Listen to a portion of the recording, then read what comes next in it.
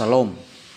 Renungan kita pada hari ini terambil dari 2 Raja-Raja pasal 4 ayat 1 sampai ayat yang ke-7. Adalah sebuah peristiwa mukjizat tentang minyak seorang janda dengan perantara Nabi Elisa. Sebuah kisah yang memberikan pelajaran kepada kita bahwa melalui kesulitan pun Allah sanggup membawa kepada pemulihan. Kisah tentang minyak seorang janda merupakan salah satu dari mukjizat melalui perantara Nabi Elisa. Pada zaman ketika Elisa hidup, raja-raja Israel secara terang-terangan menyembah Baal, yaitu dewa orang Kanaan. Sepertinya penulis kitab 2 Raja-Raja ini sengaja menyelipkan kisah mukjizat ini di antara kisah sejarah raja-raja Israel dan Yehuda yang telah melakukan pemberontakan kepada Allah, alias menyimpang dan tidak setia lagi kepada Tuhan. Kisah ini juga terjadi bukan dalam lingkungan kerajaan, melainkan justru terjadi di kalangan rakyat biasa. Agaknya salah satu mukjizat ini dituliskan untuk menunjukkan kepada rakyat pada waktu itu bahwa saat umat Allah setia kepada Allah, maka akan mendapatkan berkat, dan sebaliknya jika tidak setia kepada Allah maka akan mendapat hukuman seperti yang telah dilakukan raja-raja mereka. Saudara, melalui kisah mukjizat tentang minyak seorang janda ini, setidaknya kita dapat belajar beberapa pelajaran kehidupan dalam pengiringan kita kepada Allah. Yang pertama, tetaplah setia kepada Tuhan walau dalam keadaan sulit. 2 Raja-Raja pasal 4 ayat 1 firman Tuhan berkata, salah seorang dari istri-istri para nabi mengadukan halnya kepada Elisa sambil berseru, hambamu suamiku sudah mati, dan engkau ini tahu bahwa hambamu itu takut akan Tuhan. Tetapi sekarang penagih hutang sudah datang untuk mengambil kedua orang anakku menjadi budaknya. Saudara, dapat disimpulkan bahwa keluarga ini merupakan keluarga yang taat beribadah kepada Tuhan. Tetapi kemudian kondisinya yang buruk dijelaskan bahwa suaminya telah meninggalkan 2 anak lelaki yang masih muda tanpa harta yang dapat diandalkan oleh keluarganya. Tak lama lagi anak-anaknya akan dijadikan budak karena tidak dapat membayar hutang. Dan perempuan itu merasa putus asa melihat keadaan keluarganya. Keluarga ini membuat keputusan yang tepat, yaitu dengan tetap setia beribadah kepada Allah dan datang kepada Nabi Elisa untuk meminta petunjuk dari Allah. Tentu hal ini bertolak belakang jika para raja Israel pada saat itu justru berpaling kepada Allah lain. Saudara, keadaan sulit dapat menimpa semua orang, tetapi apakah pada saat-saat yang sulit itu kita dapat setia mengikuti Tuhan, atau justru berpaling kepada Tuhan yang lain? Tuhan tidak menjanjikan bahwa langit selalu terang, tetapi berbahagialah orang yang tetap bertahan dan masih hidup takut akan Tuhan dalam kondisi yang sulit. Tuhan adalah Tuhan yang setia kepada setiap kita. Oleh karenanya, mari kiranya kita tetap setia dalam kondisi yang terburuk sekalipun dalam kehidupan ini, bukan pada besarnya masalah, tetapi apa dan bagaimana respon kita. Yang kedua, saudara, bersiaplah saat ujian ketaatan itu datang. Ayat 2 sampai ayat yang keempat, firman Tuhan berkata, jawab Elisa kepadanya, apakah yang dapat kuperbuat bagimu?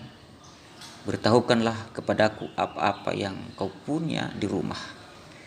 Berkatalah perempuan itu, hambamu ini tidak punya sesuatu apapun di rumah, kecuali sebuah buli-buli berisi minyak.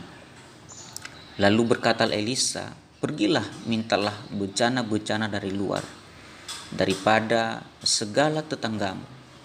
Bejana-bejana kosong, tetapi jangan terlalu sedikit.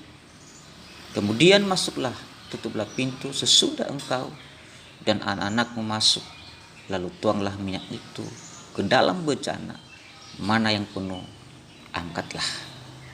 Saudara, pada ayat 2 ini diberitahukan bahwa janda itu sudah tidak memiliki apapun kecuali hanya memiliki buli-buli berisi minyak. Tidak ada lagi yang berharga. Buli-buli adalah sejenis guci atau botol kecil, sesuatu yang tidak berharga dalam pandangan orang lain, tetapi bagi janda itu buli-buli itu merupakan sesuatu yang berharga. Saudara, maukah ia menyerahkan agar Tuhan dapat memakainya untuk melakukan mujizat? Tuhan sedang menguji ketaatan janda itu untuk melepaskan sesuatu yang berharga menurutnya. Tuhan mungkin akan meminta kita juga menyerahkan apa yang paling berharga dalam hidup kita untuk mewujudkan kehendak-Nya yang lebih besar dari yang kita duga. Terkadang kita terlalu menggenggam apa yang menurut kita berharga, tetapi Tuhan ingin kita menyerahkan yang berharga tersebut kepadanya, karena itu merupakan bentuk ketaatan yang sejati. Saudara, yang ketiga, bahwa pertolongan Tuhan dan pemulihan itu terjadi. Ayat 5 sampai 7 firman Tuhan dikisahkan.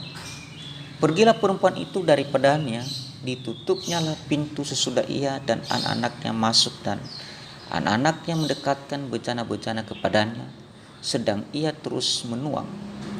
Ketika bejana-bejana itu sudah penuh, berkatalah perempuan itu kepada anak-anaknya, dekatkanlah kepadaku sebuah bejana lagi. Tapi jawabnya kepada ibunya, tidak ada lagi bejana. Lalu berhentilah minyak itu mengalir.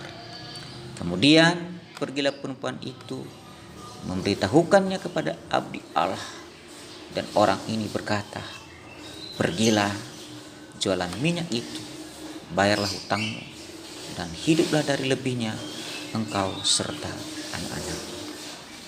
Saudara, indikasi itu kan bejana-bejana yang dipinjamkannya tadi terisi penuh mengalir dari buli-buli minyak dan tidak dapat menampung lagi. Tentu mujizat ini terjadi karena keluarga janda ini hidup takut akan Tuhan, dan hal ini sudah dibuktikan dengan ketaatannya melakukan apa yang diperintahkan Elisa. Minyak itu mengalir seperti tidak ada habisnya bagi janda ini. Pada ayat 7 tadi, firman Tuhan dikisahkan di sana, kita dapat mengetahui akhirnya melalui mujizat ini, maka kondisi keluarga janda ini dapat mengalami pertolongan Tuhan dan pemulihan.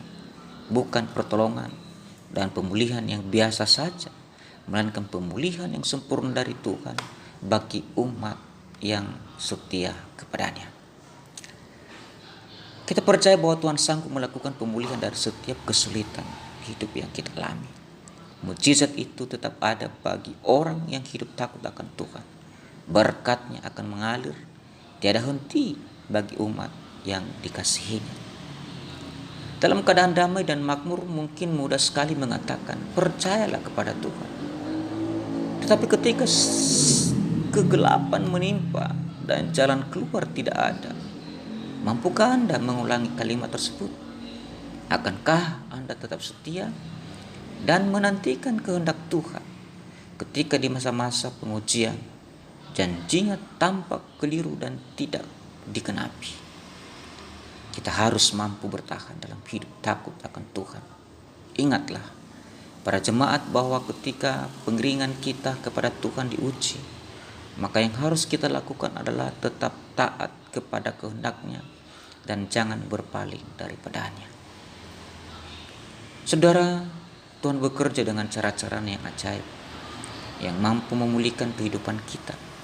Tuhan tetap menyertai umat-Nya yang setia kepadanya. Ketika mujizat terjadi, didahului sebuah kesetiaan dan ketaatan kita kepada Allah. Allah ingin menunjukkan bahwa ketika mujizat itu terjadi, maka bukan karena perbuatan dan apa yang berharga yang kita punya, tetapi semata-mata karena Allah. Sekali lagi, dalam kisah ini Allah ingin menunjukkan kepada Israel dan kita semua bahwa dalam kondisi yang sulit dan tidak mungkin sekalipun, ingat, Allah tetap setia kepada umat-Nya dan Allah ingin umatnya mengalami pertolongan dan pemulihan. Tuhan Yesus memberkati.